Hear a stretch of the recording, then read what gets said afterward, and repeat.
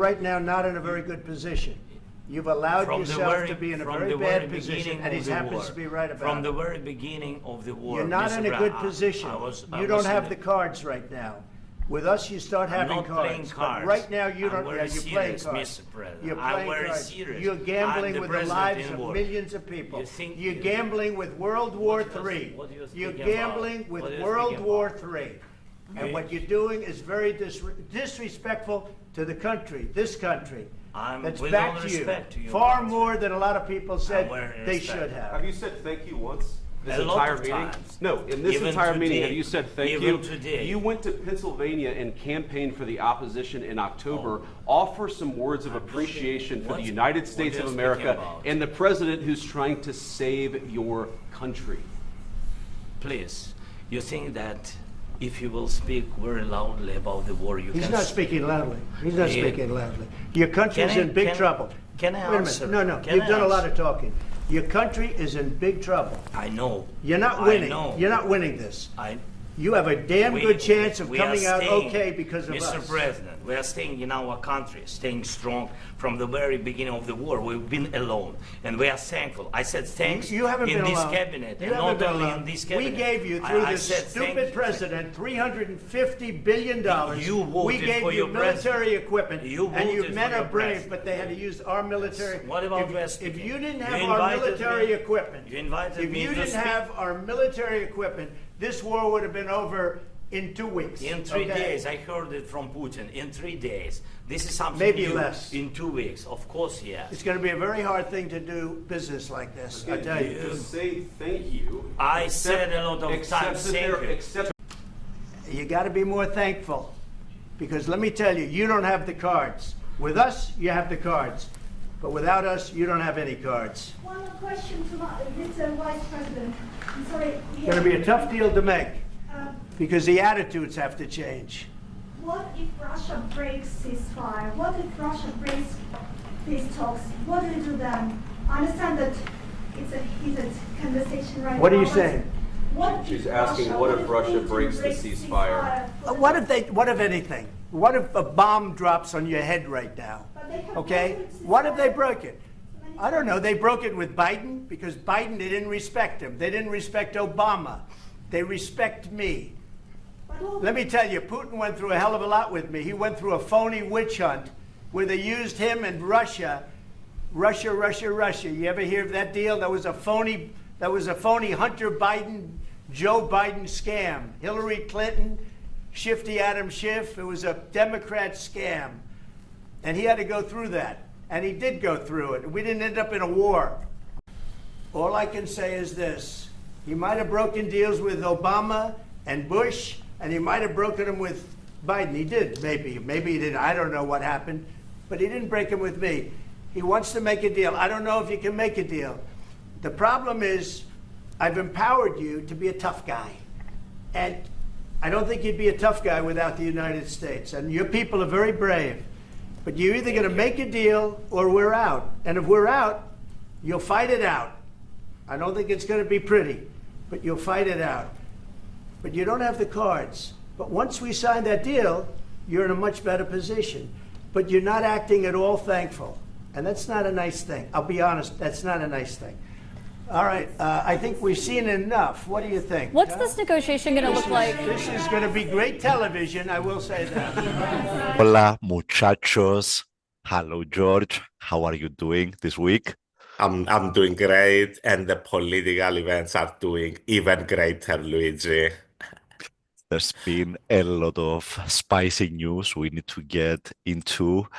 There's been a lot happening since we last spoke, but let's focus on the big item on our agenda. The unthinkable. The unthinkable has happened, Luigi. All our European efforts to contain his malignancy have been shattered by a mere meeting between the two heads of state. Yeah, the whole Ukrainian policy, the whole European attempt at mollifying the great McNugget into supporting the Europeans, into supporting Ukraine, has just been shattered before our eyes, Luigi, after a momentous press conference between the two yesterday. That was yesterday. I'm gonna call it. So, what happened between Zelensky and Trump in the White Office? We've been covering politics for a long time. I'm gonna call it the most disastrous exchange I've ever seen between two world leaders. It basically devolved into a shouting match with Trump. Okay, let's take it from the top. So, they start bullying Zelensky into basically signing the minerals deal. That's been happening for a few weeks, yes. Indeed. And by the way, I thought I've heard that Zelensky made the initial proposal in a backfire of an attempt to get the Americans to get Trump interested into Ukraine even a little bit. But he wanted to exchange that for security guarantees. In return, Trump came back a few weeks ago with his Treasury Secretary with literally a colonial era agreement, just shaking him down for all his resources.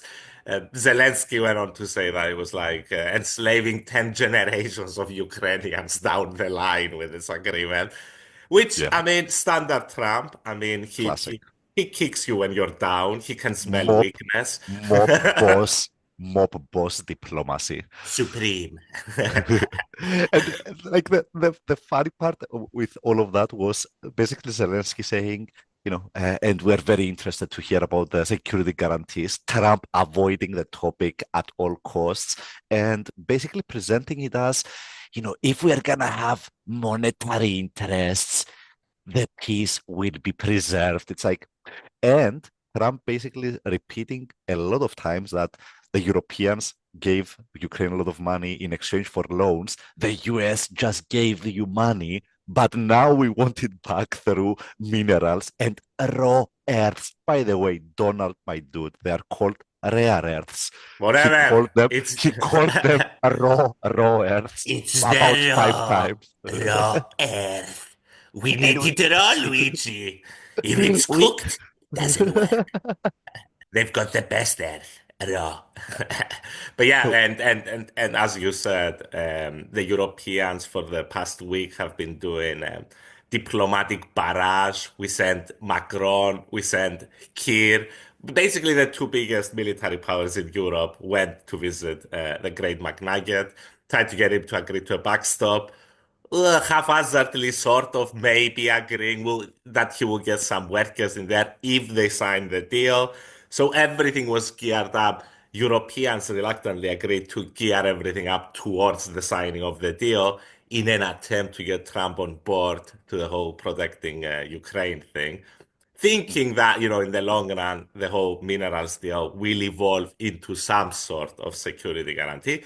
But I mean, yesterday, Zelensky went and the whole thing went kaput. Where the whole thing exploded out of control, right?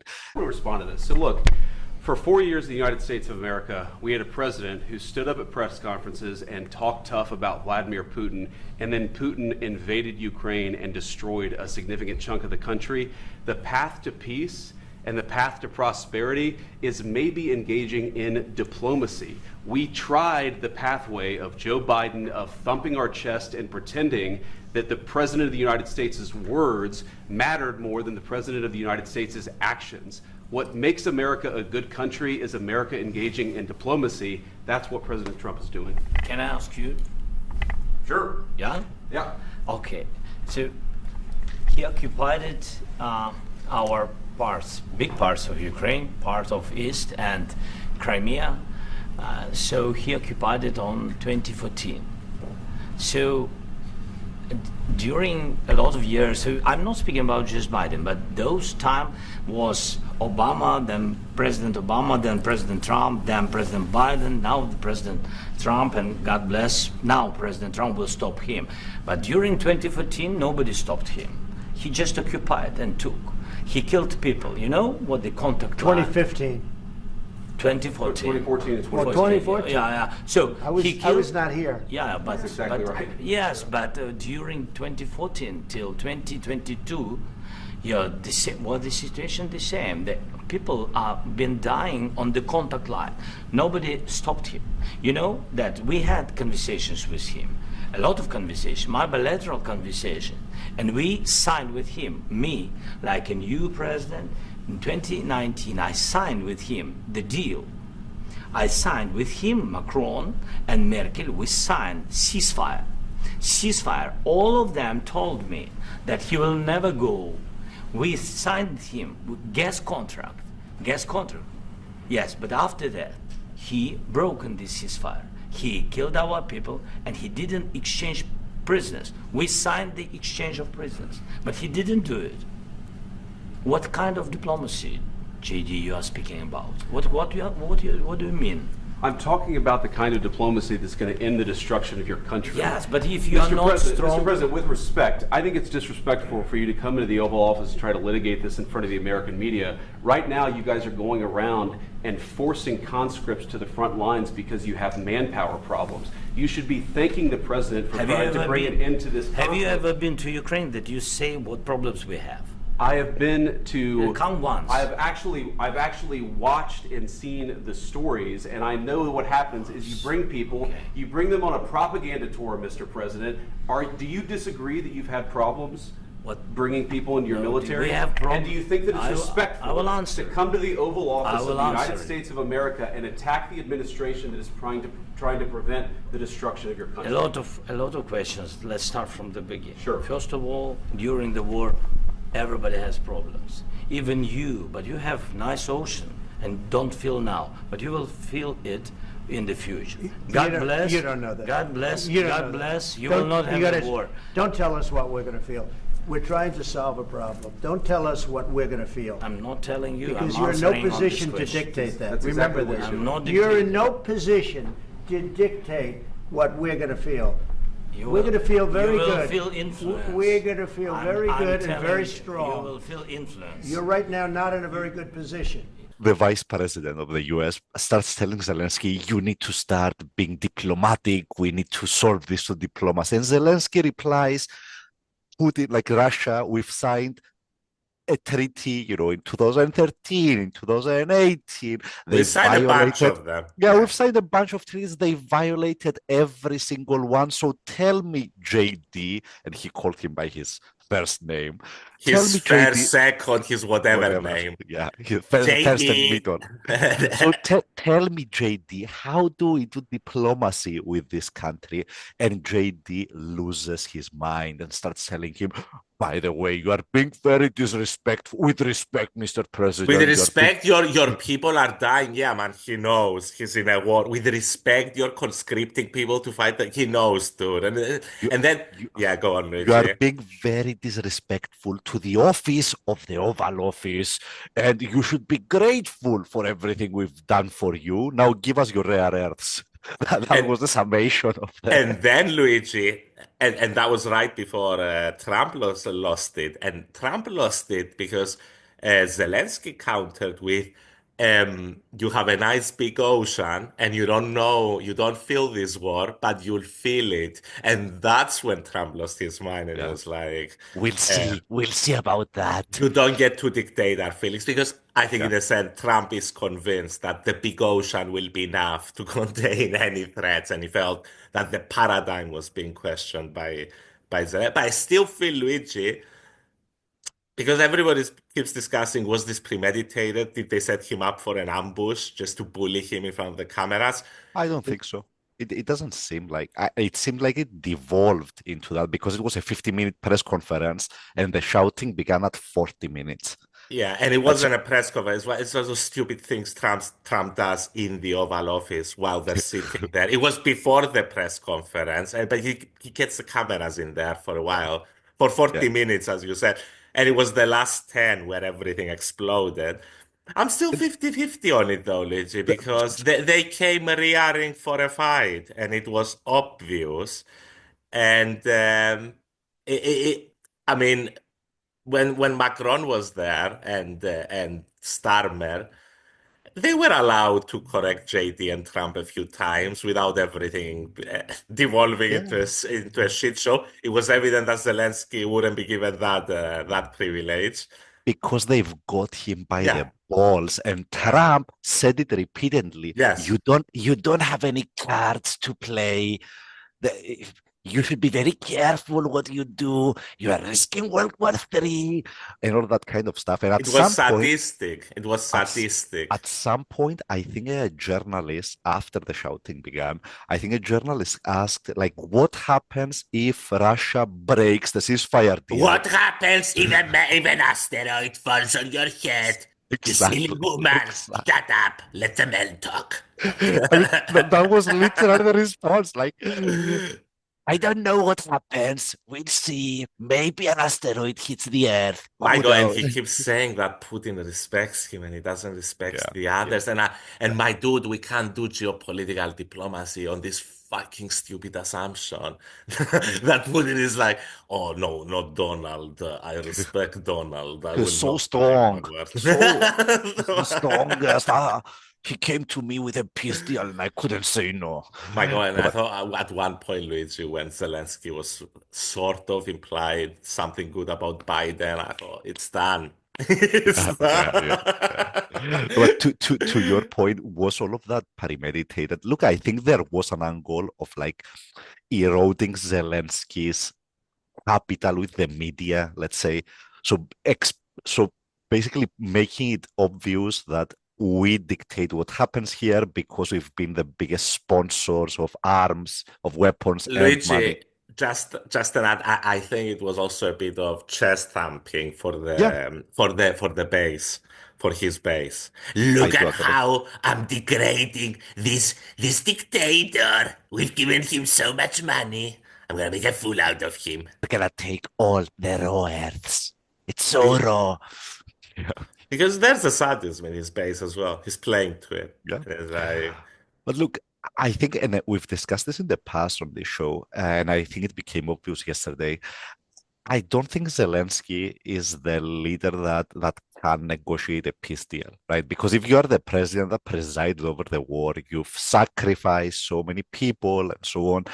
It's very difficult for you to come in and say, I'm gonna cede all of this land that they conquered away from me. I'm gonna cede mineral rights. I'm basically going to destroy my country in the sake of just achieving a ceasefire. It's very difficult for that person to do that deal. Now, who else can? Obviously, there's not going to be elections in Ukraine, but what I'm saying is it's going to be very difficult to get there with Zelensky being by the the one that way, has to sign off on it. repercussions from that meeting. They're already threatening halting all military aid, the American Obviously. administration. Yeah. And how funny is that we've come a whole 180, right? That's not foreign policy. That's a joke. You can't be a country like that. You can't be like, what the fuck is this shit? I'm like, Yeah. I'm so anti-Russia. I'm so pro-Russia. I'm so anti-Ukraine. I'm so pro. It can't happen like that. Yeah, It's I mean, fucking we've ridiculous. given you 100 billion in military assistance, and a few months later, just because an administration changed, we're gonna sell you out like at the at the switch of a button. It does capture the spirit of the Trump administration. That Yes. being, we're gonna have a quick victory. We're gonna get what we can from a monetary perspective. We're gonna get the Europeans to police it. By the way, like you said, it seems like France and the UK have agreed to basically provide troops to police any peace deal in exchange for escaping Trump's wrath in terms of tariffs. He never threatened the United Kingdom. He The United Kingdom, threatened, no. yeah, EU keeps threatening. We'll see what yeah, yeah, happens. yeah, but in a narrow way. We're gonna do your In tariff a on your reciprocal way, cars. Luigi, Yeah, which is stupid because they each tariff different products. I mean, Whatever. I do not expect a rational consistency in this process. Macron keeps going around. Like, he doesn't understand VAT. It's not for imports. It's for everything. He's not gonna I, understand it. He just I uses this as excuses to shake you down like a mob boss. He's just exactly. trying to get all he can, and he'll settle for a bit if he can't get it all. That's just the He'll settle MO. for anything. He'll settle Anything. for the smallest thing, and he's gonna sell it to his base as if it was the greatest achievement in human history. And speaking of greatest achievements in human history, so this whole thing with Canada and Mexico and tariffs. It's been going on. He's been extending the deadlines and so The on. tariffs haven't gone into effect, sorry, Luigi, yet, No. have they? No. No, Yeah. and there's been oh my God, there's been a few really funny bits. So the initial deadline was April 1st. He's like, no, we're gonna do it for April 2nd because I'm very superstitious and I don't want to do it on the 1st of April because April Fools. What are You we don't want to hearing? be taken for a fool. No, but to elaborate a bit on this, the Treasury Secretary, not Bessent, The hedge fund guy. yeah, Bessent, yeah, Whatever. presumably the only serious person in the administration. I'm going to go with semi-serious at best, Luigi. Okay. He gave up, I think, the entire tariff game in an interview he had yesterday, and he Okay. basically said this. Now he was speaking to Bloomberg, and he said that a new proposal from Mexico You mean the news side, whatever, or the guy, or Michael? No, the news side. Okay. Yeah. So he basically said the latest proposal from Mexico about matching US tariffs on China is very interesting, and it would be a nice gesture if Canada did the same. Hint, hint. Here's his exact quote. I do think one very interesting proposal that the Mexican government has made is perhaps matching the US on our China tariffs. And it would be a nice gesture if the Canadians did so as well. So in a way, we could have fortress North America against the flood of Chinese imports. Now that, I think, tells a lot. That is the end game. Like we've said many times, it's about containing China. Making some money on the side through tariffs, yeah, that's okay. But at the end of the day, it's a new Cold War angle. It's China containment. Yes. On that point, with Panama, they got him out of the Belt and Road Initiative, Panama, very recently. That's why I'm saying so. We threaten to annex them unless they stop their dealings with China. Yeah, and that's what everything comes back to. He might play At nice least in the American part of the world. Yeah. The But Monroe Doctrine again. They're trying to shore up what's happening. I really think that if Europe did the same thing, that would be enough for Trump to cancel any tariffs. Oof. So if you are willing to match whatever we are doing against China, if you are with us against China, then Europe gets a free pass as well. I think that's how we should approach this entire thing. Like making some money from tariffs is the secondary game. The primary game is, grouping everyone together, rallying everyone together in the anti-China. He doesn't seem to be 100%, even though he says so constantly. He doesn't seem to be 100% behind the tariff plan. Otherwise, he would have started implementing them. Yeah. Look, Apart from those on China, which he keeps implementing. They're the only ones that keep going forward. Bingo. And again, you shouldn't listen to what Trump says. You should listen to what Bessent says. Like, that guy is much more careful about what he says. The Treasury Secretary is much more careful about what he says.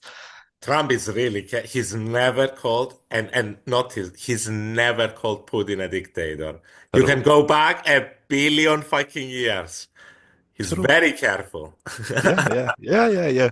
What else do we have, George? We had some silly news with Elon sending an email to all government employees asking them to explain what they did last week. On a scale of 1 to 10, how often do you think about the Roman Empire?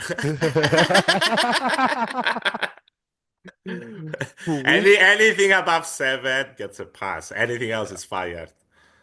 Speaking of Roman salutes, we had another one from It was Bannon. a better one. I refuse to discuss that one. He couldn't even put his full heart into it, Luigi. But we'll show it. We're not going to quit. Fight! We'll show it nonetheless. It's a thing now. Let's not show it. YouTube is gonna censor us, but it's We'll a trend. It's a trend. Elon basically normalized having Roman salutes being thrown all around. Just a note on that, the French far-right leader, Bartella, cancelled his appearance because of that.